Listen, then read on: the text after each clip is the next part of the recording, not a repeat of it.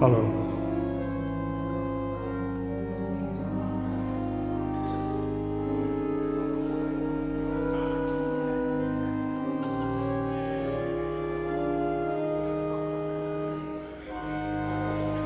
Hallo, hallo.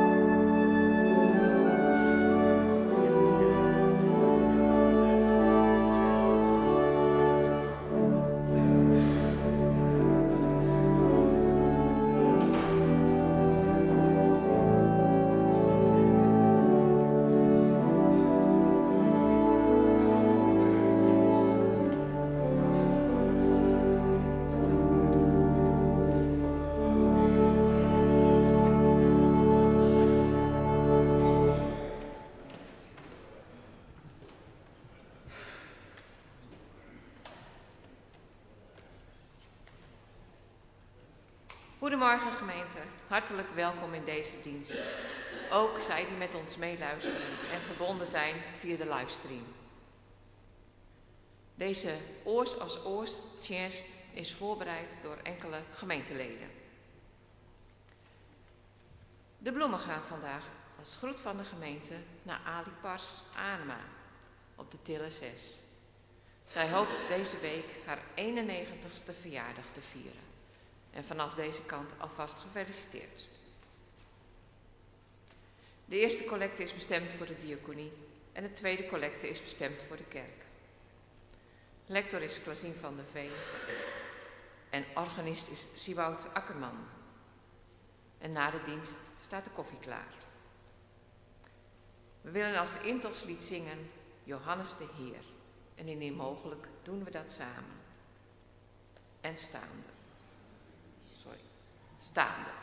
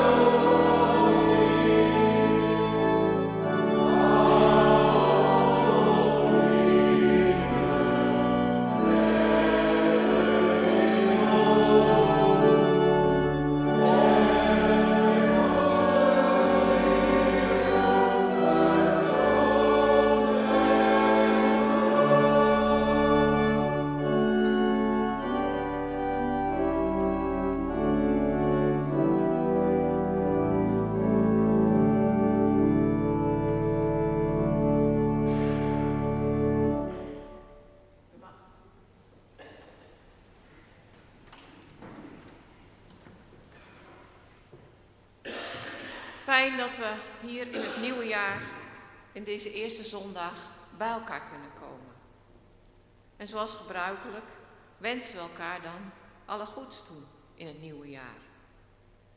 Daarom zou ik deze dienst ook graag willen beginnen met elkaar de vrede van Christus te wensen.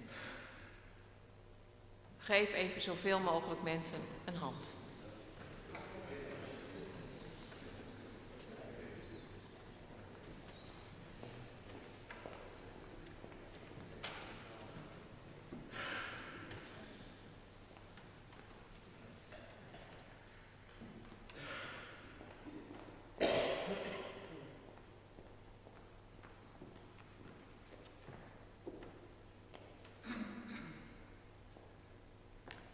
Laten we bidden.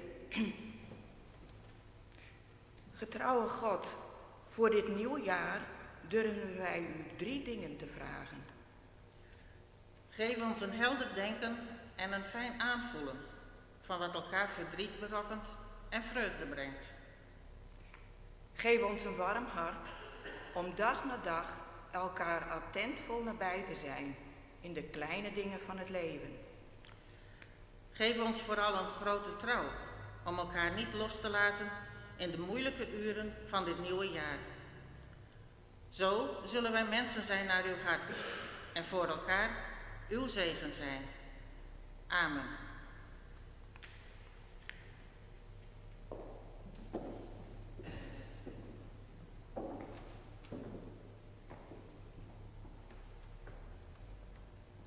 Hoor dan nu naar het woord van de Heer uit het Oude Testament, uit het boek Exodus, hoofdstuk 1, de versen 11 tot en met 14.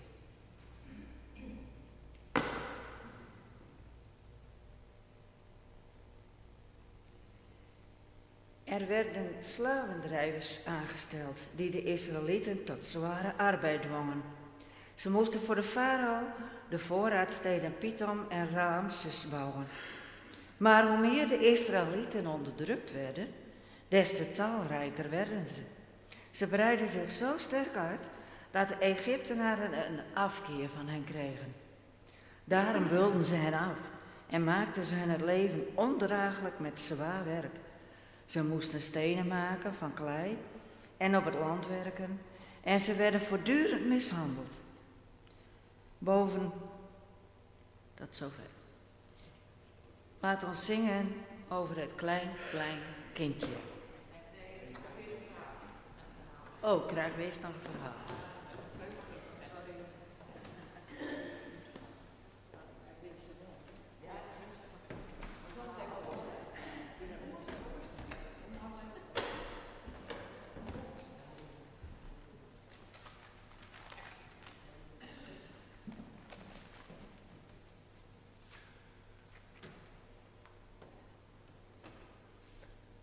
Ik begin met een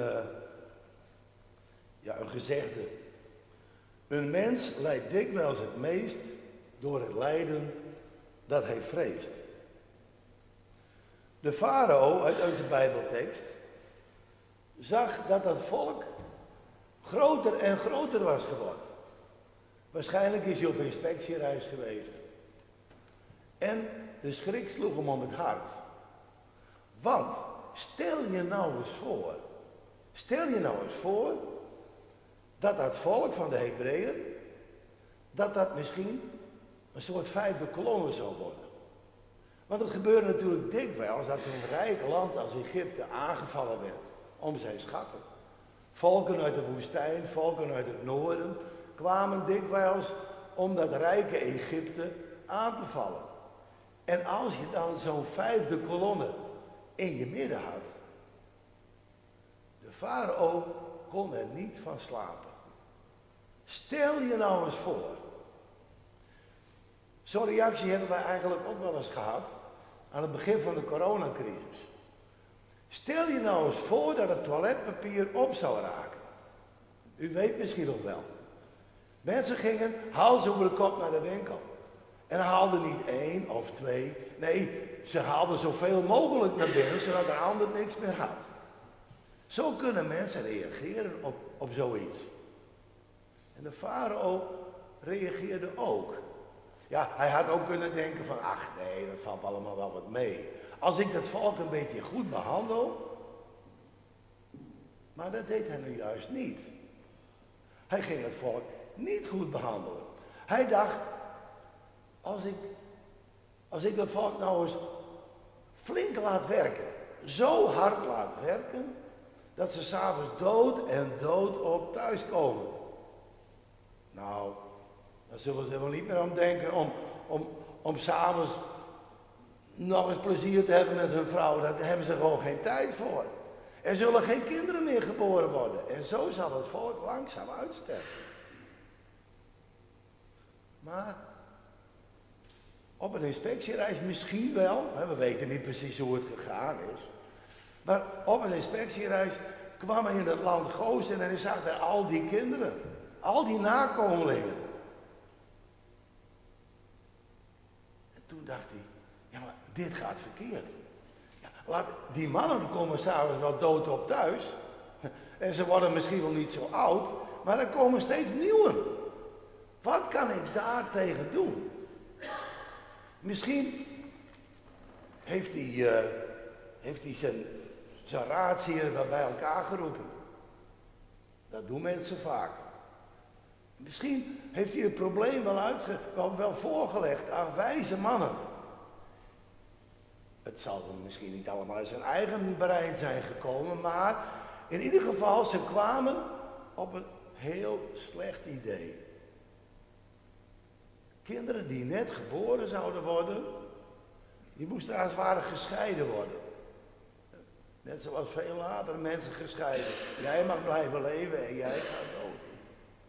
Zo zouden de jongetjes doodgemaakt worden en de meisjes mochten blijven leven. Eigenlijk wel een goed plan. Want als je alleen maar meisjes overhoudt, zouden die misschien kunnen trouwen met de armere Egyptenaren. En zo zou dat volk langzaam opgaan in het Egyptische volk. Dat was een helder plan. Daarmee kon hij verder gaan. De vroedvrouwen werden bij elkaar geroepen. Ze kwamen in dat machtige paleis. En er zal vast iemand wel gezegd hebben, mensen, jullie doen het voor Egypte, jullie doen het voor het vaderland. We snappen best wel dat het niet makkelijk is, maar het is voor het vaderland. Het is voor Egypte. Wat jullie doen is heel belangrijk. En vergeet het niet, Egypte moet blijven bestaan. Wij zouden zeggen, bevel is bevel. Wat er nu gezegd wordt, dat moet uitgevoerd worden. De jongetjes moeten doodgemaakt worden en de meisjes mogen blijven leven. En 2 met name genoemde dames nemen daar geen genoegen mee. Oftewel, ze kunnen het niet over hun hart verkrijgen. Misschien heeft de een wel tegen de ander gezegd, hoe moet het nou? Dat wil ik helemaal niet. Daar ben ik niet voor opgevoed, niet voor opgeleid. Ik ben juist opgeleid om kinderen te laten leven. Moet ik ze dan in de Nijl gooien? Dat doe ik niet. Sifra en Pua. Hun namen betekenen schoonheid en schittering. Zij worden met name genoemd. Niet de farao. De farao is niet belangrijk. Zijn naam is niet genoemd. Zij bedenken een plan. Ja, het zijn maar zwakke vrouwen. En ze kunnen natuurlijk niet tegen die farao op. Maar zij bedenken eigenlijk wat tegenwoordig ook gebeurt eigenlijk. Een stuk burgerlijke ongehoorzaamheid. Zij doen eigenlijk niets. Nou ja, zij laten iets na. En hoe de farao dat te weten is gekomen, ja, dat weten we niet helemaal zeker, maar hij is het te weten gekomen. Misschien zijn er wel mensen geweest die zeiden van, die kinderen mogen wel blijven leven en onze kinderen zijn meegenomen. Misschien zijn er spionnen geweest, die door het land trokken en gezien hebben dat, overal waar Sifra en Puma waren geweest, dat daar de kinderen, ook die jongetjes, bleven leven. In ieder geval, het duurt niet lang of deze 2 dames worden uitgenodigd om op het paleis te komen. Nou ja, uitgenodigd met een heel dringend verzoek wat niet geweigerd kon worden. En de farao zegt, waarom doen jullie dit? En de ene zegt dan tegen, majesteit, wij doen niets. Wij hebben echt niets gedaan.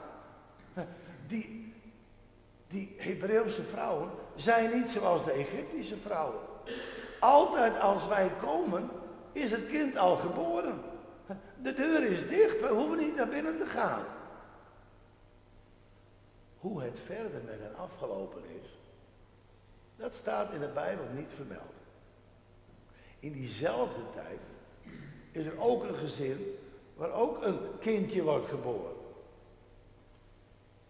Ook daar heerst angst. Wat moeten we? Het is een jongetje. wordt zoveel mogelijk achteruit gehouden. In die kleine huisjes. Maar een kind maakt lawaai. En de buren weten het al gauw. Weten jullie, daar is een kindje geboren. Het is een jongen. En ze proberen het in leven te houden. Sst, niet doorvertellen hoor. Nee, maar ja, niet doorvertellen. Dat duurt nooit lang. Hè? Iedereen heeft een geheim. Wat niet doorverteld mag worden. In ieder geval, na een maand of 3 wordt de grond er wat te heet onder de voeten. Er moet iets gebeuren. En dan zijn er weer 2 vrouwen die een plan bedenken. Hé, wie op het idee gekomen is, de moeder of de dochter, dat weten we niet. Maar in ieder geval, er is een heel handig plan bedacht. Als we nou eens een keer ons kindje op een plaats brengen waar de dochter van de farao iedere dag komt te baden. In die heilige rivier de Nijl. En zo gebeurt het. Er wordt een biezen gehaald, er wordt een mandje gevlochten. En de 2, moeder en dochter, lopen 's morgens heel vroeg met zonsopkomst naar de rivier. En in het riet wordt zo een mandje gelegd. Op zo'n manier dat het niet door de golven meegenomen kan worden. En ook niet door de wind het water opgeblazen. En de moeder die gaat naar huis. De dochter, Mirjam, blijft vlak in de buurt omlopen. Zij houdt dat mandje goed in de gaten. En het duurt niet lang, want het is een drukte van belang. Daar komt een koets met paarden en bewakers en bewaaksters aan. En de dochter van de farao doet haar mantel uit en staat op het punt te gaan baden. Ze heeft misschien haar voeten al in het water. Dan hoort ze ineens een klein geluid. Een geluid van een baby. Van een niet zo lang geleden geboren kindje. En het gekke is, als mensen dat geluid horen, dan volgt er altijd een reactie. Meestal een reactie van, wat lief. Zo'n gevoel van, zo'n kindje moet je beschermen. En op deze reactie hadden Mirjam en haar moeder en misschien de vader ook gehoopt.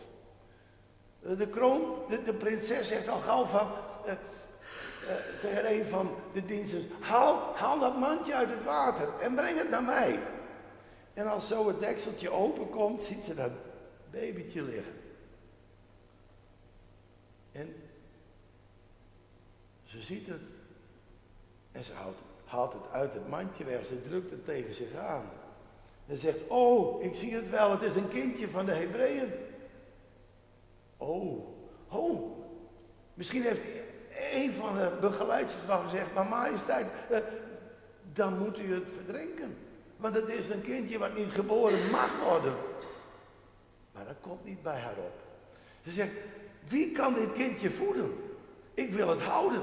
Maar ja, ik kan het niet zogen. Ik kan het geen melk geven. En dan gebeurt waar ze eigenlijk op had gewacht. Mirjam loopt naar voren. Die zegt, na een diepe buiging. Hoogheid, ik weet van iemand. Mijn moeder heeft ook net een baby gekregen. Zij kan het kind wel melk geven. En zo gebeurt het. Ho, zegt de prinses nog. Uw moeder zal ervoor beloond worden. En ik kom regelmatig even kijken. Want het is mijn zoon. En ik noem hem Mozes. Mozes heeft eigenlijk 2 betekenissen. In het Egyptisch betekent het eigenlijk zoon van Ra. Ra, de zonnegod. Maar in het Hebreeuws betekent het uit het water gered. En zo gebeurt het. En Mozes brengt zijn jongste tijd door in het gezin van de Hebreeën. Maar als het oud genoeg is, wordt het opgevoed op het paleis van Egypte. En hij leert haar lezen en schrijven. Hij leert haar leiding geven. Allerlei dingen die later hij kan gebruiken om het volk uit Egypte te leiden. Want uit Egypte moet het naar het land van Abraham, Isaac en Jacob. En zo hebben vrouwen ervoor gezorgd dat het volk uit kan trekken, weg kan gaan, de toekomst tegemoet. Zoals ook later een vrouw ook een kindje zou krijgen. Maar dat is het volgende verhaal.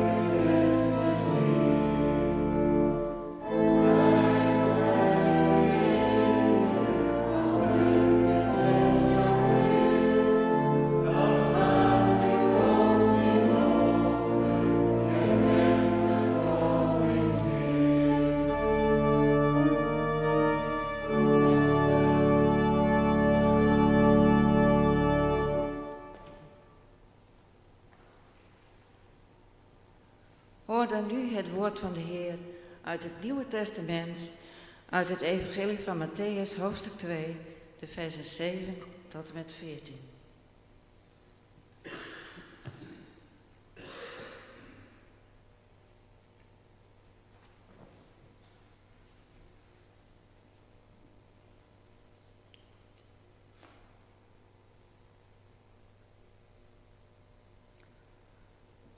Daarop riep Herodes in het geheim de magiërs bij zich. Hij wilde precies van hen weten wanneer de ster zichtbaar geworden was en stuurde hen vervolgens naar Bethlehem met de woorden: stel een nauwkeurig onderzoek in naar het kind. Stuur me bericht zodra je het gevonden hebt, zodat ook ik erheen kan gaan om het eer te bewijzen. Nadat ze geluisterd hadden naar wat de koning hun opdroeg, gingen ze op weg. En nu ging de ster die ze hadden zien opgaan voor hen uit, totdat hij stilhield, bleef staan, boven de plaats waar het kind was. Toen ze dat zagen, werden ze vervuld van diepe vreugde. Ze gingen het huis binnen en vonden het kind met Maria, zijn moeder. Ze wierpen zich neer om het eer te bewijzen. Daarna openden ze hun kistjes met kostbaarheden en boden het kind geschenken aan: goud, wierook en mirre. Nadat ze in een droom waren gewaarschuwd om niet naar Herodes terug te gaan, reisden ze via een andere route terug naar hun land.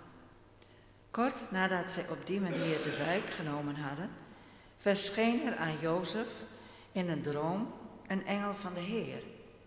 Hij zei: sta op en vlucht met het kind en zijn moeder naar Egypte. Blijf daar tot ik je weer roep, want Herodes is naar het kind op zoek en wil het ombrengen. Jozef stond op en week nog diezelfde nacht met het kind en zijn moeder uit naar Egypte.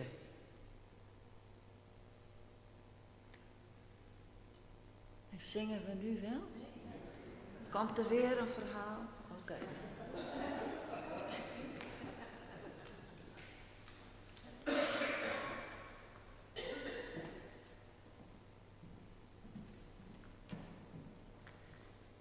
We hadden als thema voor deze dienst sterke vrouwen. En ik wil eens vertellen over Maria. De afgelopen tijd heb ik vaak gedacht aan Maria. Een jonge vrouw die heel veel moet meemaken. Allereerst zwanger worden, voordat ze getrouwd was. Zou Jozef het verhaal van haar zwangerschap wel geloven? Zou die nog wel met haar willen trouwen? Gelukkig is Jozef een godvrezend man en hij trouwt met haar. Maar dan moeten ze naar Bethlehem. Een lange reis in de laatste maand van haar zwangerschap. Lopend en soms op de ezel komen ze aan in Bethlehem. Want daar kwam Jozef vandaan. Maar er woont schijnbaar geen familie meer van hem, want er is nergens plek voor hen. Dus moet ze in een stal, helemaal alleen, zonder mensen om zich heen, bevallen van haar eerste kind. Als dat allemaal achter de rug is, komen er ook nog eens vreemde bezoekers. Eerst herders, die komen naar het kind kijken en vertellen wat ze gehoord hebben. Zo komen er ook 3 koningen, hun eer betonen aan dat kind. En ze brengen vele geschenken mee, zoals we lazen. En ik denk dat die geschenken later goed van pas zijn gekomen toen ze moesten vluchten. Maar deze koningen hadden inderdaad Herodes ook op de hoogte gebracht van de komst van dit kind, de geboorte van een koning van de Joden. En Herodes werd bang dat hij van de troon zou worden gestoten door deze koning. Dus liet hij uitzoeken waar dat kind geboren was. En uit de oude geschriften blijkt dan dat Jezus geboren is in Bethlehem. En dus geeft Herodes opdracht aan de soldaten om alle jongetjes in Bethlehem te doden, om zo het gevaar af te wenden. Net als de farao in het verhaal van Teun zijn machthebbers vaak bang om hun macht te verliezen en dan gaan ze rare dingen doen. Gelukkig kreeg Jozef deze droom en vluchtte hij met zijn vrouw Maria en Jezus naar Egypte. Daar moest Maria weer opnieuw beginnen. Zonder familie, zonder huis. Stel je dat eens voor, dat je in een vreemd land komt, waar je je niet veilig voelt, waar je de taal niet kent, de gewoontes niet kent en waar men misschien een ander geloof aan hangt. Hoe ga je daarmee om? Zo denk ik dus ook vaak aan de vluchtelingen in onze tijd, die huis en haard moeten verlaten om naar een veilige plek te gaan. Ik las in de krant van een Oekraïense moeder die haar kinderen mee heeft genomen uit het oorlogsgebied naar Nederland. Vluchten voor een oorlog die begonnen is door Poetin. Ook weer zo'n machthebber die bang is dat het Westen te dicht bij zijn grenzen komt en een oorlog begint. Ik las dat deze moeder het fijn vindt dat ze veilig is in ons land met haar kinderen. Maar dat ze elke dag vreest voor haar man, die wel in Oekraïne is gebleven om hun huis en land te verdedigen. In dat interview zei ze: ik ben blij dat ik veilig ben, maar mijn hart is elke dag in Roemenië. Ze wil dan ook graag weer terug naar de plek die ze kent als thuis. En ik denk dat Maria in Egypte dezezelfde gevoelens heeft gehad. En dat ze na een tijdje ook weer blij was dat ze terug kon keren naar de plek die voor haar als thuis voelde. Wat een sterke vrouw.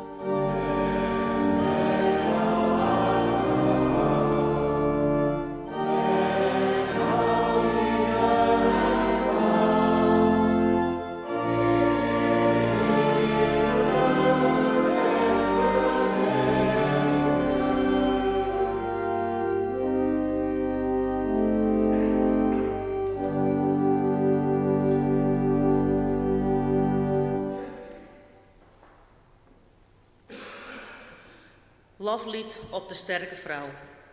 Je bent meer waard dan de mooiste edelsteen, adembenemend mooi, stralend en sereen.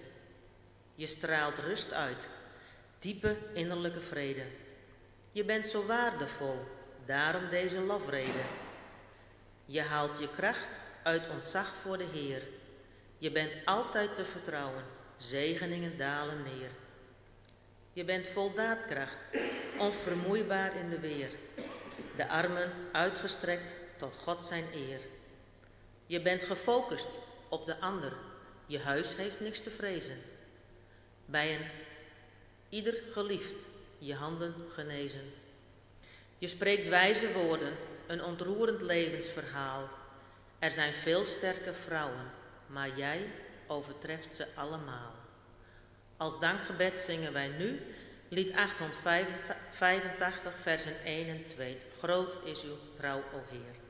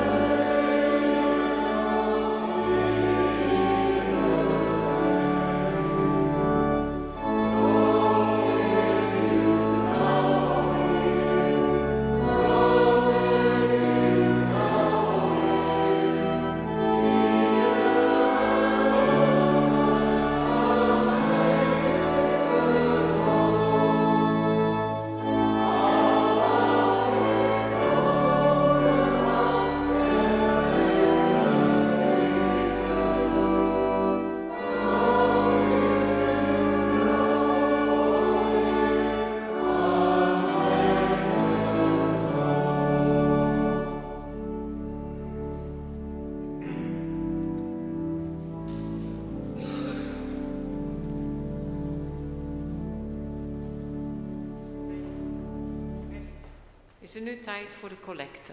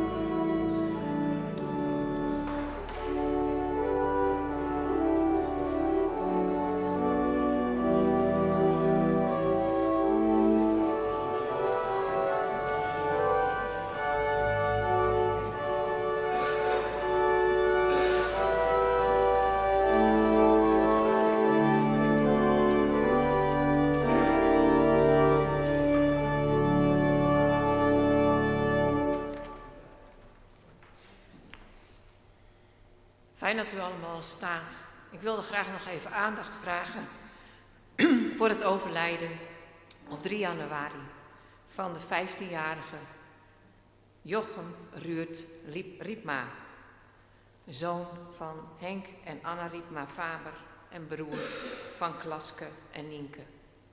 Ze wonen op de Kluurdaweg 1 in Kimswert. Ik wil graag een moment stilte.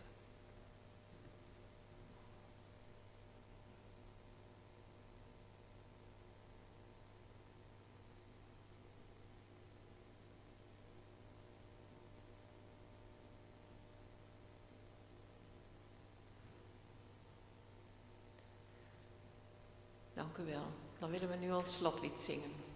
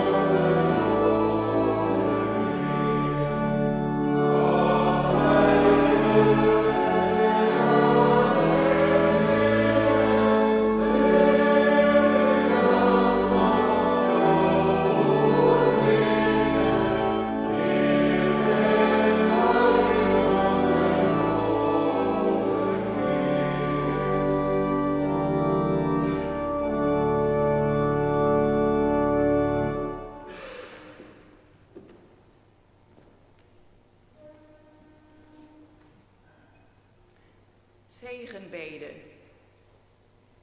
Heer, zegen onze ogen. Om over alle menselijke gebreken en tekortkomingen heen op zoek te gaan naar het goede in de ander.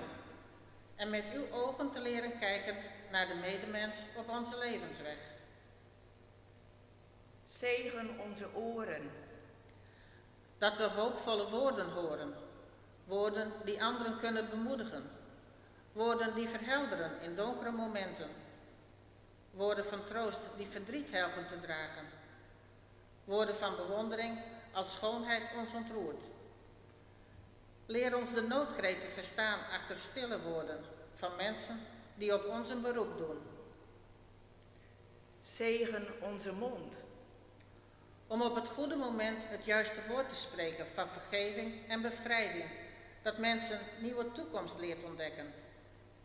Leer ons de taal van deze tijd om ons geloof met anderen te delen in goede en kwade dagen.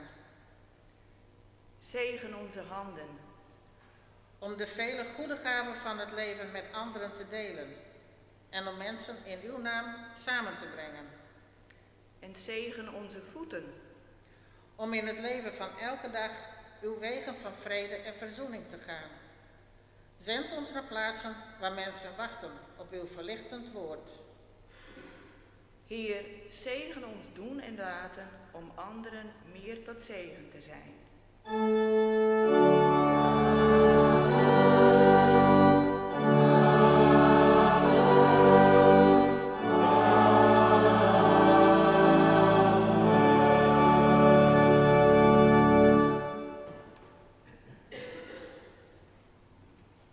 is nou de koffie klaar natuurlijk. Ik had nog net in de kan. Maar ik wil namens u allen deze groep mensen hartelijk bedanken voor deze prachtig mooie chance die je me in elkaar zetten. Maar wel even een applausje.